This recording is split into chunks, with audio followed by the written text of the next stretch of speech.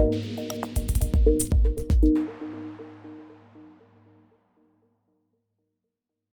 right. Hey, Rob, this is one of my favorite questions. And we talked about smiles before. It was always reminding me when I was a little kid in Montreal, 5 years old, whatever.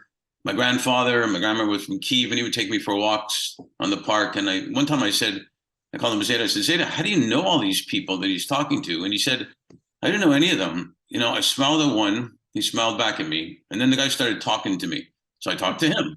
And then someone else did the same thing. And now I got all these friends. And that, even at a young age, I knew there was something really special what he said, and then you learn it more and more. And we all have influencers like that in different shapes. Can you share with us two or three people that have been really influential in your life? Sure. Thank you. I'd be happy to. I'll do some quickly. So my dad was a big influence because he walked his own path. Remember, they produced an article on him in the Globe and Mail that said that he follows the beat of his own drum, or something was the title. And he was very proud of that. So my dad taught me independence and hard work. I have trouble not working. I love my work, but it wasn't in packaging machinery, as we mentioned. Yeah. Another great influencer was Bill Merritt's, who, when I sat down with him, he made the offer to buy my firm, remember, 27 times EBITDA when I was 29 years old. And I couldn't believe it when I sat down with him, and he said, what do you want other than money? And I said, well, I want you to be my mentor. And he said, I don't do that. And I said, well, then maybe I'm not interested in selling. He said, well, look, I'll tell you what. You ask the questions. And he was the Fortune 50. He was the 50 wealthiest guy in the U.S. It was 1992. So it's pre all the billionaires that come out of the development of the internet. But Bill said, if you ask the questions, I'll answer them. I'll meet you one afternoon a month at my cabin in the woods, or we'll go somewhere. And that was a fantastic relationship, because I would work all month on, the best questions. How did you grow the business, past $1 billion? What was the biggest hurdle? What mattered the most? And it was really a great a lot of lessons. And he said to me, I spend 90% of my time on philanthropy, 10% on work. So I thought you were smarter than, being somebody who would reverse that. 90% working, 10% on philanthropy. You're smarter than that, Robin. So when I got the PhD offer at Oxford, he said, are you kidding me? What? Of course you can do a PhD there, but you're not going to quit. Where do you need to place the CEO across? Because I was running $1 billion of all the international business by that time, everything outside ROW, outside of the rest of world, from the US, they would call it. So in the company. So Bill Merritt was a great influencer. And then the two others, really quickly, I went at the end of 1996, after I'd done the whole turnaround of the Merritt's business in Canada, and I left, and I had my first boss. I called them, they were payphones back then. I called from the payphone. I said, listen to this carefully. I'll be back in a month. Leave my management team alone. And if you get in there, he was the chairman of International, and I've got to go. And if you need to fire me, then fire me now, because I won't bother coming back in a month. But my team needs a month just to get it together. We've done a whole turnaround. It was December 12th. I'll be back January 12th. So he said, Charlie Vogt was his name. He said, okay, you better come back. I said, I'll come back. So the guy that I met in Nepal when I went there to learn how to meditate was Lama Lundrup. And he was the lead. You come into this silent monastery, Kopan. It's now a big learning monastery on the outskirts of Kathmandu.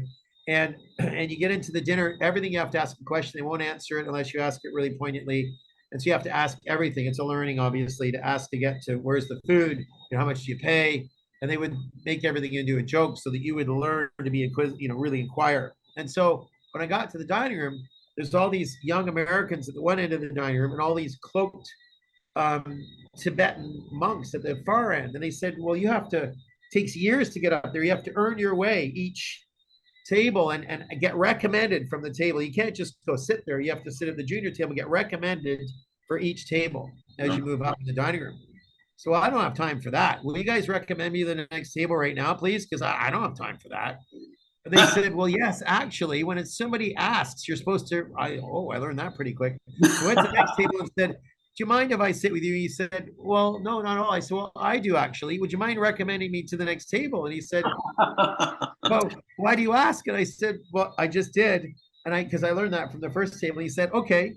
So anyway, I never sat down. By 20 minutes later, these Americans are watching me. I'm at that table with all the Tibetan monks. They don't speak English except one of them. And he says, starts laughing. Here's the Buddhist question. Why are you here? So why are you here at the table? Why are you in the dining room? Why are you here on earth? Why are you here spiritually? I mean, there's a lot of why are you here answers, right? And so, and he starts laughing. And I said, I'm here to learn to meditate. He goes, well, that'll take you all at least this lifetime, and he's laughing. So anyway, he put me in a room above the gong that they would ring, that would echo off the top of the mountain at 4 a.m. They put my room above it, so they would ring it. And I learned. He taught me so much. I stayed there for 2 months. I didn't go back after the month, and he taught me a lot. And what he basically said is having a foot in spiritual awareness, whatever that is, and having a foot in this world is really where business leaders ought to be. So don't become like us and be a monk sitting in the mountains. Go and be a real leader. And so that was Lama Lundrup. And last, and this is not religious, but Jesus Christ, I think, was an amazing example. I wear a cross that says on the back of it, love and forgiveness, because that example of living focused in love and forgiveness is incredible. And so I mean, there's other spiritual leaders, but he would be an influencer on me, living life centered in love and forgiveness. You can't do much better. You can't do much better than love and forgiveness. It's pretty. That's right. Pretty. Hey, listen, thanks a million for sharing that. Those are really, really cool. And now I'm going to figure out why I'm here, basically. Exactly. But it's great to see you, and we'll see you soon again. We'll be doing a lot of stuff together. Thanks a million, Mark. Hey, see ya. bye for now.